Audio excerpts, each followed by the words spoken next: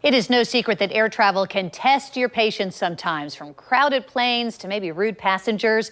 But following some basic common sense rules can lessen all that stress. So what are the rules, for example, for middle seat armrests? And what about the right to recline? With holiday travel coming up, we teamed up with the experts at Consumer Reports to unpack the do's and don'ts of flying etiquette that could make your next trip and everyone else's more pleasant.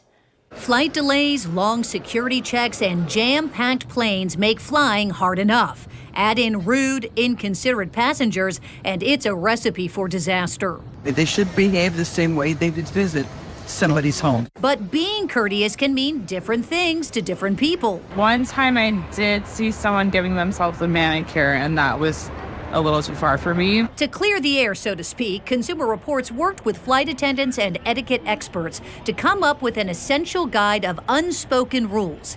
To begin, middle seat passengers should have access to both armrests. It's the only real estate they own, so let them get the consolation prize. And what about reclining? You certainly have the right to, but do one thing before you do. Make sure you're not unduly inconveniencing the person behind you who may be tall. You can also politely ask them if it's okay if you recline. Remember, you're sharing a confined space with others. That means don't hoard the overhead bins. Wear headphones when using devices. Avoid unpacking anything smelly like pungent food, so no tuna salad sandwiches. And definitely keep your shoes on. Because it stinks. And what if a person wants to switch seats, or if someone is kicking your chair? It's okay to ask them politely to stop. And it's also okay to say no to switching a seat, especially if there's a reason you chose it, like it's a window and you want to sleep. But be flexible if you're being asked for an even trade, like an aisle seat for your aisle seat, just one row back. Above all, check your behavior. It doesn't do any good to get upset or angry, and the more relaxed you are, the better your flight's going to be. A good rule for many situations, not only in the air, but also on the ground.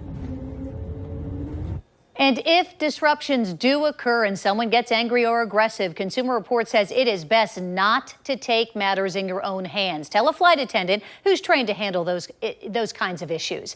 Now, for advice on handling other in-flight situations, like maybe being seated near a crying baby, along with tips and tricks to pay less, wait less, and stress less on a plane, just go to newsforjax.com/Consumer Reports and look for direct links inside this story.